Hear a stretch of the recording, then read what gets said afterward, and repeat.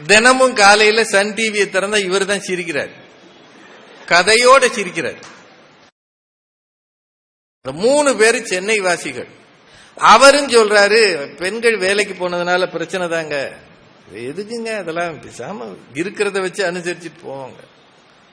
இந்த பக்கம் 3 தாய்மார்கள். இத்தனை பேர் எதிர்த்து பேசினா அவங்க சும்மா இருப்பாங்களா? இவ்வளவு தாய்மார்கள் எதுக்கு வந்திருக்கீங்கன்னா இந்த தலைப்பை பார்த்தா வந்திருப்பீங்க. எங்களை பார்க்க வந்திருக்கீங்க. என்னதான் சொல்றாங்கன்னு பார்ப்போம். இன்னைக்கு நம்ம ஆச்சு அவங்க ஆச்சு. நிஜமாவே இந்த தலைப்பு ஆண்களா பெண்களான்ற மாதிரி அமைப்பு ஆயிடுச்சு.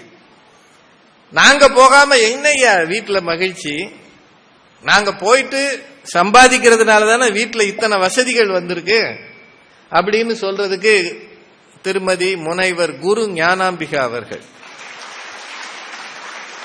கோவையில ஒரு பல்கலைக்கழகத்துல பேராசிரியை, தமிழ் பேராசிரியை, யூனிவர்சிட்டியில இருக்கிறாங்க. நல்லா பேசுவாங்க. அவங்க சொல்றாங்க, என்ன உனக்கு கஷ்டம், மாசம் 50,000 60,000 கொடுக்கும்போது கஷ்டமா இருக்கா? வாங்கிக்கிட்டு எங்க ஏடிஎம் நம்பரையும் கையில எடுத்துக்கிட்டு உனக்கெல்லாம் பேச்சு வேற அப்படின்னு சொல்லாம சொல்லுவாங்க. நேர சொல்ல மாட்டாங்க. இந்த பெண்கள்கிட்ட இருக்கிற பிரச்சனை என்னன்னா, எதையுமே நேர சொல்ல மாட்டாங்க. பாதி மனசுக்குள்ள பேசுவாங்க, பாதி வாய்க்குள்ள பேசுவாங்க. ஆனா நாம அதை புரிஞ்சுக்கணும். அதான் கஷ்டம். ஆனா இவங்க ஓப்பனா சொல்லிடுவாங்க. அவங்க கூட பேசுறதுக்கு புதுக்கோட்டையில இருந்து திருமதி பாரதி அவர்கள். நிறைவாக அந்த அணியில முனைவர் ரேவதி சுப்புலட்சுமி. அவங்க ஒரு சிறந்த பேச்சாளர். மதுரையில் ஒரு செந்தமிழ் கல்லூரின்னு ஒரு கல்லூரி இருக்கு, அங்க துணை முதல்வராக இருக்கிறாங்க. இப்ப எல்லா இடத்துலயுமே துணை முதல்வர் தான். ஹரியானால இருந்து மகாராஷ்டிரால இருந்து அவ்வளவு பேருக்கு எல்லாம் ஆக்சுவலா அப்படி ஒரு ட்ரெண்டே வந்துருச்சு. கல்லூரி துணை முதல்வர். நீங்க வேற எதுவும் நினைச்சுக்காதீங்க. ஆக மொத்தம் 6 பேர் தயாரா இருக்கிறாங்க. ஆண்கள் பேசும்போது முடிஞ்சா ஆண்கள் கைதட்டுங்க, இல்லாட்டி விட்டுருங்க, ஒன்னும் கெட்டு போகாது. அதே சோறு அதே குழம்பு தான் வீட்டுல. கைதட்டினாப்புல கூட போதா, இல்ல கைதட்டலன்னா குறைய போதா? கொஞ்சம் உற்சாகம் கொடுத்தீங்கன்னா ஆண்கள் தைரியமா இருப்பாங்க. பெண்கள் பேசும்போது பெண்களுக்கு சொல்ல வேண்டாம், கைதட்டுறதுக்குன்னு தான் இங்க வந்திருக்கிறாங்க. நிறைய பெண்கள் வந்தது, அது இளம் பிள்ளைகள்லாம் இருக்கிறாங்க. வேலைக்கு போகக்கூடாதுன்னு சொன்ன பிச்சு விடுவேன் அப்படின்னு சொல்ற மூடுல இருக்கிறாங்க. அதனால பெண்களுக்கு கட்டாயமா பெண்கள் கைதட்டுவீங்கன்னு நம்புறேன். இப்படி இல்ல ராஜபாளையத்தில் அது பண்ண மாட்டோம்னா விட்டுருங்க. நம்ம யாரையும் போய் ஃபோர்ஸ் பண்ண முடியாது. நாங்க எல்லாரும் பயந்து பயந்து தான் பேசுவோம். பெரும்பாலும் பேச்சாளர்கள் யாருமே வீட்டில் எதிர்த்து பேச மாட்டாங்க. எந்த பேச்சாளர் வீட்டுக்கு போங்க, அவர் அப்படியே உட்கார்ந்துருப்பார். அந்த அம்மா தான் பேசிக்கிட்டு இருப்போம். அது என்னமோ அவங்க தலையெழுத்து. நம்ம அந்த அம்மா கூட பேசலைன்றதா அந்த அம்மாவோட கம்ப்ளைண்டாவே இருக்கும். நாம எவ்வளவு தடவை பேசுறது? இந்த அம்மா சொல்லும், ஊரெல்லாம் போய் சிரிக்க சிரிக்க பேசுற, என்னைய கண்டா உனக்கு பேச்சே வரமாட்டேங்குது, பயமா இருக்குமா? அதான் உண்மை. இப்ப ஆண்கள் பெண்கள் 2 அணியும் உங்களை நம்பி வந்திருக்கிறாங்க. நீங்க மட்டும் உற்சாகமா இருந்தீங்கன்னா இந்த தலைப்பை பத்தி கொஞ்சம் யோசிக்கலாம். பெண்களும் வேலைக்கு போவதால் குடும்ப மகிழ்ச்சி பெருகுகிறதா குறைகிறதா? இதுதான் தலைப்பு. குறைகிறது அப்படின்னு பேசுவதற்கு அருமைக்குரிய அருள் பிரகாஷ் அவர்கள் உங்கள் சார்பிலே வருகிறார். அவரை வாழ்த்தி வரவேற்கிறேன். நன்றி, வணக்கம்.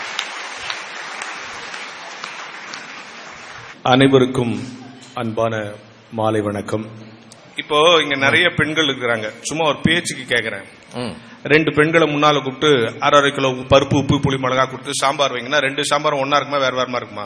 இது எப்படி 2 சாம்பார் வேற வேறையா தான் இருக்கும்? அது எப்படி சார்? ஒரே கடையில வாங்கணும் சாம்பார், ஒரே கடையில் பருப்பு உப்பு புளிலாம் ஒன்னா வாங்குறோம், ஏன் வேற வேறமா இருக்கு? 2 செட்டில வைக்கிறாங்க. அதுக்கு உடனே அவங்க எல்லாம் சொல்லுவாங்க கை பக்குவம்னு. எல்லாம் புரிஞ்சுங்க. சமையலுடைய ருசி உப்பில் இல்லை, பருப்பில் இல்லை, புளியில் இல்லை, சமைக்கிற பெண்ணின் மனநிலையில் இருக்கிறது. இப்ப எங்க அம்மா சமைக்கும் போது என் பையனுக்கு சாம்பார்னா பிடிக்கும். போடணும் சீக்கிரம் வந்துருவான், சூடா போடணும். அப்படி சமைச்சாங்கன்னா அந்த சாம்பார் வேற மாதிரி இருக்கும். சனி இதுக்கு வடிச்சு குட்டியே வாழ்நாளெல்லாம் வீணா போகுது. அப்படி சமைச்சாங்கன்னா அந்த சாம்பார் வேற மாதிரி இருக்கும். அப்ப சமையலுக்கே மனநிலை முக்கியம்னா ஒரு நல்ல குடும்பத்தை நடப்பதற்கு மனநிலை முக்கியம். ஆனால் வேலைக்கு போகிற பெண்களால் இந்த சமநிலையில் இருக்க மனநிலையில் வர முடியாது. அவங்களுக்கு அட்டெண்டன்ஸ் முக்கியம், ஆடிட் முக்கியம், ஓனர் முக்கியம், ஓவர் டைம் முக்கியம். ஆனால் வீட்டில் இவை எல்லாம் இல்லை. எனவே வேலைக்கு போவதால் மகிழ்ச்சி குறைகிறது என்பதுதான் எங்கள் முதல் வாதம். சரி, இன்கிரிமெண்ட் முக்கியம். நாங்க என்ன சொல்றோம்னா, ஒரு பெண்ணின் சாக்ரிஃபைஸ்ல தான் மகிழ்ச்சி இருக்குன்னு சொல்றோம். அவங்க 3 பேரும் எங்க சேலரியில தான் மகிழ்ச்சி இருக்குன்னு சொல்றாங்க. ஒரு பெண்ணினுடைய இன்வால்மெண்ட்ல தான் குடும்பத்துல மகிழ்ச்சி வரும் நாங்க நினைக்கிறோம். அவ சம்பாதிச்சு வாங்குற இன்ஸ்டால்மெண்ட் பொருள்ல தான் மகிழ்ச்சி வரும்னு இவங்க 3 பேர் சொல்றாங்க. நல்லா புரிஞ்சுங்க, மகிழ்ச்சி என்பது பணத்தால் தீர்மானிக்கிறது என்று நினைக்கிற பொழுதுதான் பிரச்சனை வருது. சரி, பணத்தால் தீர்மானிக்கப்படுவதல்ல மகிழ்ச்சி. நம்ம உலகத்திலே அதிகபட்ச சந்தோஷத்துல நீங்க எப்ப இருப்பீங்கன்னு செக் பண்ணா ஒரு ஆய்வு செஞ்சாங்க. எப்ப தெரியுமா நீங்க உச்சபட்ச சந்தோஷத்துல இருப்பீங்க? வேலை கிடைக்கும் போது இல்ல, வீடு கட்டும் போது இல்ல, உங்க பிள்ளைக்கு கல்யாணம் நடக்கும் போது கூட இல்ல, உங்களுக்கு பேர குழந்தை கொடுக்கும் போது கூட இல்ல. நம்ம ஆபீஸ்ல பிஸியா வேலை செஞ்சிட்டு இருக்கும் போது வீட்டுல இருந்து ஒய்ஃப், ஏங்க சாப்பிட்டீங்களா, டைமுக்கு சாப்பிடுங்க, நீங்க சாப்பிடலன்னா எப்படிங்க, நீங்க நல்லா நாங்க நல்லா இருப்போம்.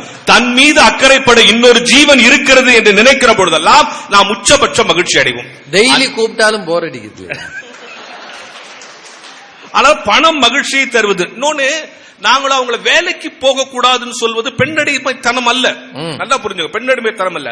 அப்படி போகிற காரணத்தினால் அவர்களுடைய மகிழ்ச்சியும் குடும்ப மகிழ்ச்சியும் ஒரே நேரத்தில் சேர்ந்து பறி போகிறது. எனவே அது குறைகிறது. பணம் வருது அப்படிங்கிறதுக்காக வாழ்வின் உறவுகளை எப்படி விட்டு கொடுத்து விட முடியும்? வீட்டை மீட்டெடுக்க போகிறேன், வேலைக்கு போகிறேன் என்று வேலை என்கிற சிறையில் அவர்கள் சிக்கிக் கொள்கிறார்கள். எனவே அவர்களுக்கும் சேர்ந்து குடும்பம் வருத்தப்படுகிறது. எனவேதான் மகிழ்ச்சி குறைகிறது என்று சொல்றோம். வேலைக்கு போகிற பெண்களுடைய வாழ்க்கை ஹேண்ட்பேக்கில் ஒளிந்திருக்கிறது. அவர்களுடைய ஆரோக்கியம் லஞ்ச் பாக்ஸ் போல் குறைந்து போகிறது. அவருடைய எதிர்காலம் PF நம்பியே இருக்கிறது. இந்த சட்டங்களிலிருந்து விலகி குடும்ப மகிழ்ச்சிக்குள் அவர்கள் இருக்க வேண்டும் என்பதுதான். இப்போ பெண்கள் தினம் கொண்டாடுறோம்.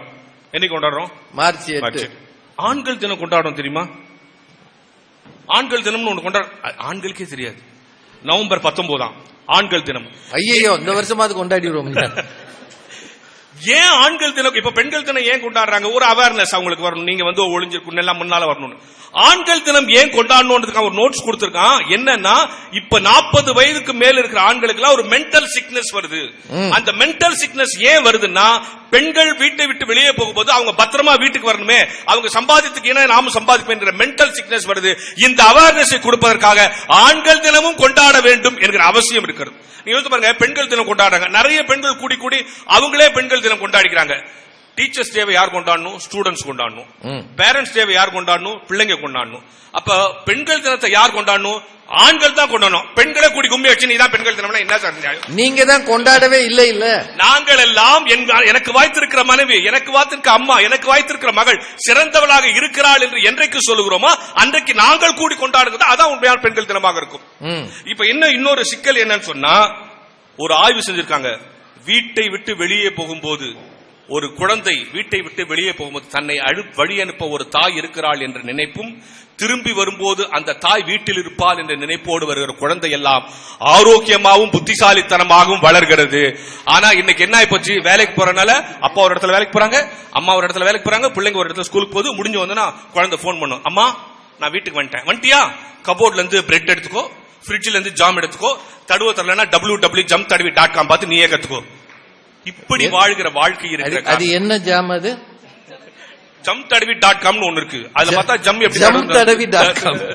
ஓ, ஜாம் தடவுறதுக்காது. எனவே இப்படி எல்லாம் இன்னொரு பெரிய விஷயம், ஒரு பெண் வீட்டை விட்டு வெளியே போகிறது அந்த வீட்டில் இருக்கிற தாயோ தகப்பனோ கணவனோ இன்னைக்கு இருக்கிற சமூக சூழலில் அவள் பாதுகாப்பாக திரும்புவானா என்கிற பதபதப்பு இருக்கிறது. அப்படி இருக்கும்போது குடும்பம் எப்படி மகிழ்ச்சியா இருக்கும்?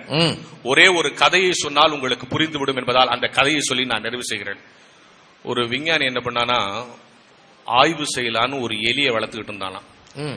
சரி, கொஞ்ச நாள் பயிற்சி பண்ணலாம். அந்த எலியை 3 வேளை சாப்பாடு போட்டு வளர்த்துனுக்குறான். கொஞ்ச நாள் ஆன உடனே இவனுக்கே ஒரு எண்ணம் தோணிடுச்சு, இன்னும் இது பாட்டு ஜாலியா இருக்குது, 3 வேளை சாப்பிட்டுக்குது, நம்ம இவ்வளவு வேலை செய்யுமே. இவன் தான் கூட்டணும் தான். சரி, இதுக்கு ஏதாவது ஒரு சின்ன வேலையாவது சொல்லி கொடுக்கணும். அட்லீஸ்ட் அது சாப்பாடு அதுவே எனக்கு சாப்பாடு போடுன்னு கேட்கிற அளவுக்காவது ட்ரைனிங் கொடுக்கணும்ட்டு ஒரு நாள் 12 மணி ஆனோம்னா அதுக்கு சோறே போடல. அது அந்த கூண்டுக்குள்ள இப்படியும் அப்படியும் அப்படியும் இப்படியும் ஓடுது. அப்படியே ஓடினே இருக்கும்போது பசியில ஓடுது. நடுவுல ஒரு மணி அப்படி விட்டான். அந்த மணியில இடிச்ச உடனே டப்புன்னு சாப்பாடு வச்சான். அடுத்த நாள் அதே மாதிரி ஓடிச்சு, மணி அடிச்ச உடனே சாப்பாடு வச்சான். 3 நாள் ஆனவொடனே எலி புரிஞ்சுச்சு, ஓ இந்த மணியில இடிச்சா இவன் சாப்பாடு வைக்கிறான் போலதுன்ட்டு அன்னையில் 4வது நாள்ல இருந்து அங்க எங்க ஓடுதுல பச்ச உடனே நேரம் வந்து மணி அடிக்கும், அவன் சாப்பாடு வச்சிருவான். நல்ல எலி. முன்ன மத்த விஞ்ஞானிகள் எல்லாம் கூட்டம் வந்தா பாருங்க, எலி என்ன அழகா ட்ரெயின் பண்ணிருக்கேன். சூப்பர்யா, மத்த மிருகத்தை ட்ரெயின் பண்றதுலாம் ஈஸி, நீ எலியவே ட்ரெயின் பண்ணிருக்கிறியே, பரவாயில்ல, வெரி குட் அப்படின்னு சொன்னாங்க. கொஞ்ச நாள் கழிச்சு இன்னொரு புது எலியை கொண்டு வந்து உள்ள விட்டான். இந்த புது எலி பழைய எலியை பார்த்து கட்சி, இன்னும் என்ன புடிச்சு வந்துக்கிறானே, என்ன பண்ண போறான்னு தெரியலையே, நீ எத்தனை நாள் ஆகுற, உன்னை என்ன பண்ணா அப்படின்னு. அதுக்கு அந்த பழைய எலி சொல்லிச்சு, ஒன்னும் பயப்படாத, அவன் ஒன்னும் பண்ண மாட்டான், அவன் ஒரு முட்டாள். என்ன அப்படி சொல்ற? இப்ப என்ன கூட்டின்னு வந்தான்ல, எனக்கு சோறு வைக்கணும்னு அவனுக்கு தெரியாது. இப்ப பாரு, நான் இடிச்ச உடனே சோறு வைப்பான் பாரு அப்படின்னு போய் மணி அடிச்சிச்சு, அவன் சோறு வச்சான். இதுக்கு அவனுக்கு நான் 3 மாசம் ட்ரைனிங் கொடுத்தேன் அப்படின்னு எலி. ஓ, இது அவனுக்கு ட்ரைனிங் கொடுத்து. விஞ்ஞானி நினைத்துக் கொண்டிருக்கிறான் எலியை நாம் தான் பழைக்கிறோம் என்று, எலி நினைத்துக் கொண்டிருக்கிறது விஞ்ஞானியே நாம் தான் பழைக்கிறோம் என்று. வெளியே போவதால் வீட்டிற்கு மகிழ்ச்சி வருகிறது என்று நீங்கள் நினைத்துக் கொண்டிருக்கிறீர்கள். மகிழ்ச்சி வரவில்லை, பெரும்பாலும் கஷ்டமும் சிக்கலும் தான் வருகிறது என கூறி பெண்கள் வெளியே போனால் மகிழ்ச்சி குறைகிறது, சம்பளம் வருகிறது, சந்தோஷம் குறைகிறது. நன்றி, வணக்கம். யாரு எலின்னு தெரியல, அனுப்புனவை எலியா இல்ல போறது எலியா? கடைசியில எலி கதையை கொண்டாந்து விட்டாரு. அவருக்கு என்னன்னா, இது நினைக்குது அவனுக்கு ட்ரைனிங் கொடுத்தோம்னு, அவன் நினைக்கிறான் இதுக்கு ட்ரைனிங் கொடுத்தோம்னு. இதுதான் நாடு அப்படின்னு பிடிச்சிருக்கிறார்.